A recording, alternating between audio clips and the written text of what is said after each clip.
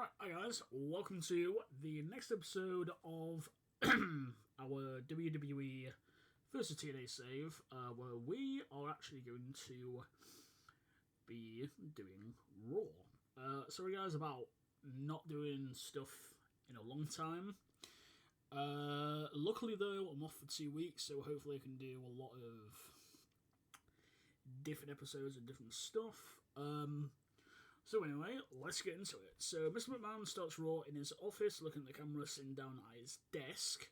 So imagine him basically doing what you're doing right now, just sort of sit down at the desk with the camera pointing at your face, which is a bit weird. Before we start tonight's Raw, I would like to make 2 announcements. Firstly, Bret Hart doesn't have the authority to make the United States title match a 6-way. So instead there will be a 6-way elimination match, essentially a 6-pack challenge, I think it's called. There was one, basically the elimination version of that. So I think it was Night of Champions 2010, I think, or something like that. Whereas basically 6 people, where Chris Jericho basically got pinned first, and then basically all that is basically the way that this will be happening. So as well, the 6th person will be decided next week in a Battle Royal on Raw. So next week on Raw will be a Battle Royal. The second announcement is done tonight. We'll have a new Raw General Manager in charge of Raw. I probably should have taken out the Raw part. A new general manager in charge of Raw, and we'll work alongside the future Raw brand owner. So without any delay, here he is. I think I was having a stroke like near the end. The camera cuts to the arena where suddenly I'm back plays and Eric Bischoff comes out to the ring, with Jim Ross and Jerry Lawler being upset, basically going like, son of a bitch, where is he back? Essentially. Busy upset of the return of Eric Bischoff. I'm back in a sarcastic tone, so I'm back. Essentially. Tonight marks the return of Eric Bischoff's Raw. Now tonight will there be exciting matches involving the newly formed United Kingdom, taking on John Cena and 2 partners of his choosing. I'm also announcing the start of the Cruiserweight Classic, where 9 spots will be decided in qualifying matches before the match at the Royal Rumble in a 9-way elimination match to decide the new Cruiserweight champion going forward. So we've got that. Then we go straight into our first match of the tournament, which will be Zack Ryder, which is kind of odd. But I think out of all 4 of these guys, I just wanted someone who's a heel to go in there. So Zack Ryder is our first person going into it. Basically, Kid Cash, Psychosis, and Charlie Haas also being part of the match, also doing quite well. Especially Kid Cash and Charlie Haas. Then we go into our next match. Cody Rhodes basically defeats Evan Bourne with a Crossroads. Now, I think, like, honestly, if they ever do a new version of this, it would be really cool. Just give me 1 second, guys. Right, so I'm back. Just need to double check something. Oh yeah, real quick. Also, as well, I was doing recording of episodes. I'm also making a TEW 2020 mod, which is basically 2007 in January start. So basically, it's going to be basically around the time that the new breed comes in,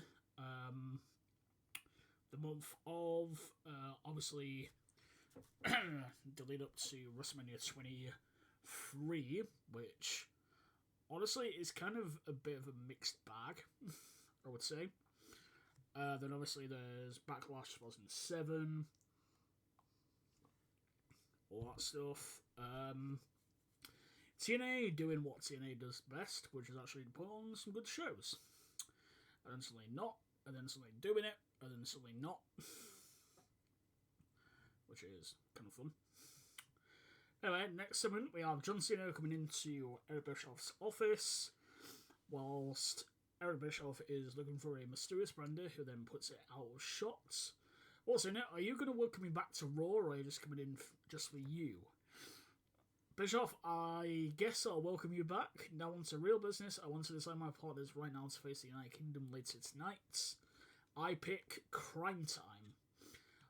Basically what I put underneath was basically Crime Time leaving the office with Cena, Eric Bischoff coming out of the room after not finding the binder. Them saying they didn't take it, which actually they showed that they didn't take it. And then basically Eric Bischoff then goes visibly concerned back into his office. So this will kind of be a thing for later on. But basically what is trying to go on is kind of a bit of a blend for Lucha Underground. Obviously, you know how sometimes Dario Cueto had his writing book. It's essentially the same as that, but a bit differently. Next up, we have Kofi Kingston defeating Ted DiBiase. So basically, it's currently Cody Rhodes has one victory and Kofi Kingston has another. And basically I probably should put it on the thing. Basically, the winner of all three of the matches will basically pick the match going to SmackDown. Or the Royal Rumble. I think maybe the Royal Rumble could be better.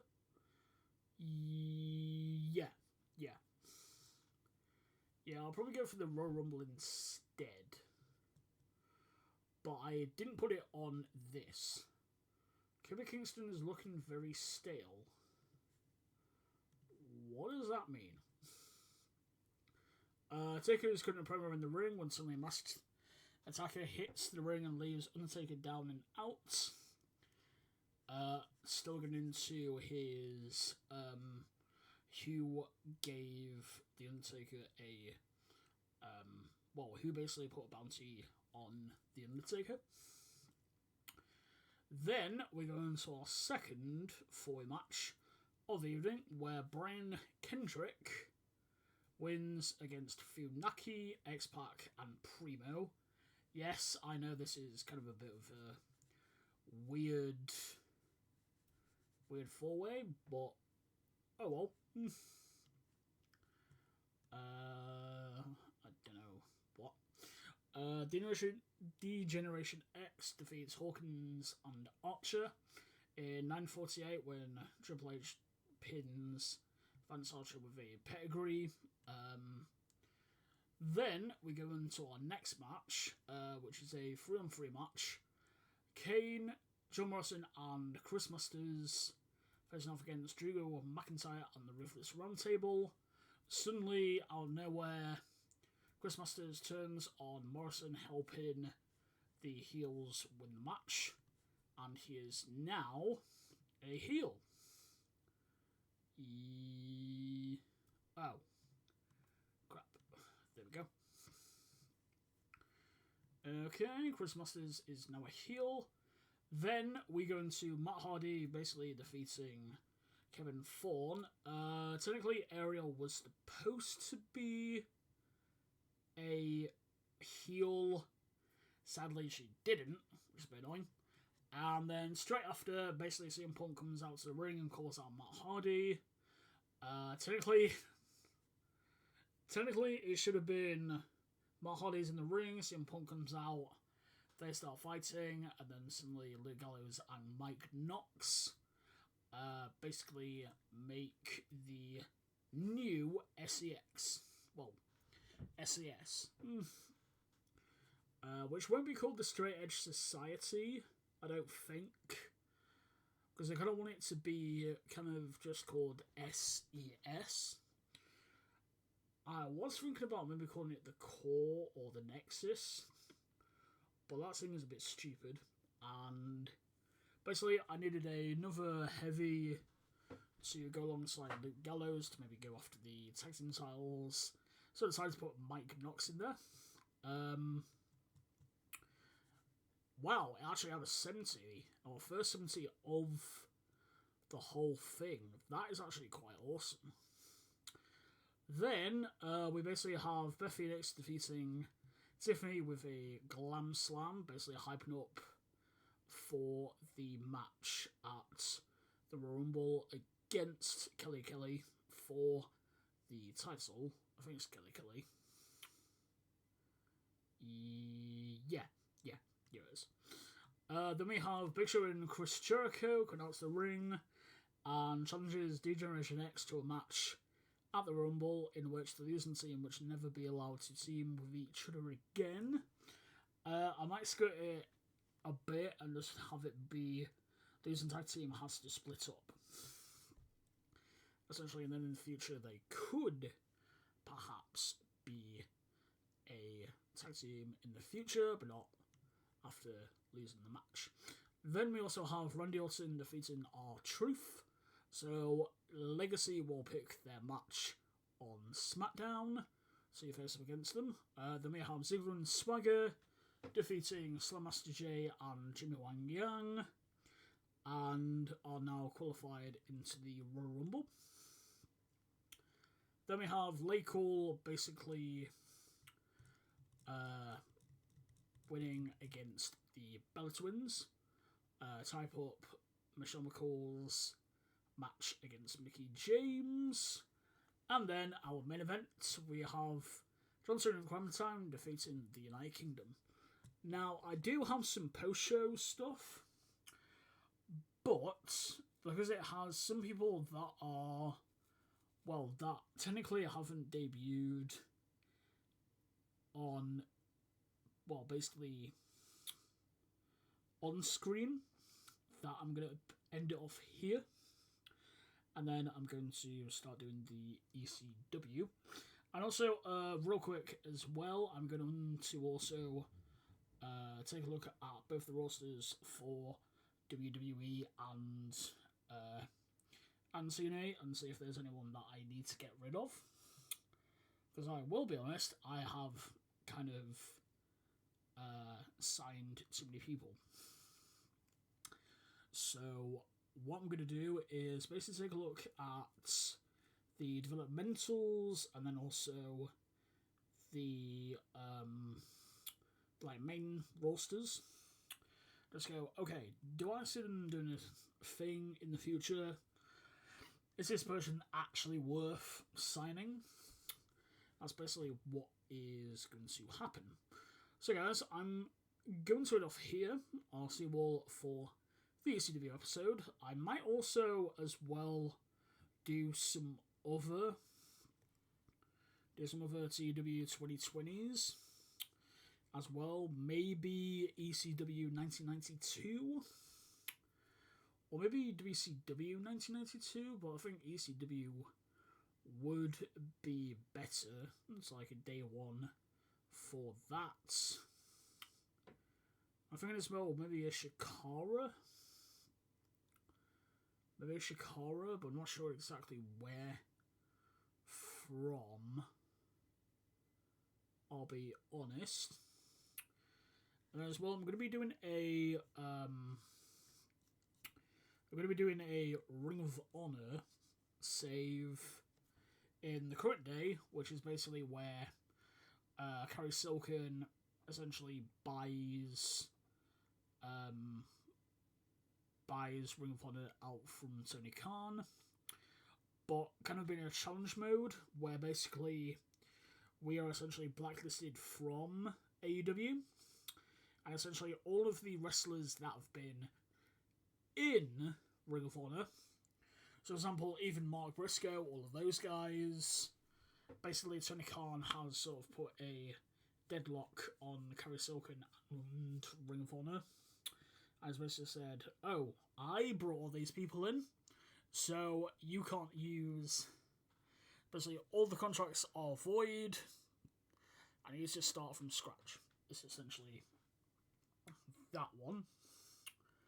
I am thinking of Lucha Underground, perhaps, maybe from 2000.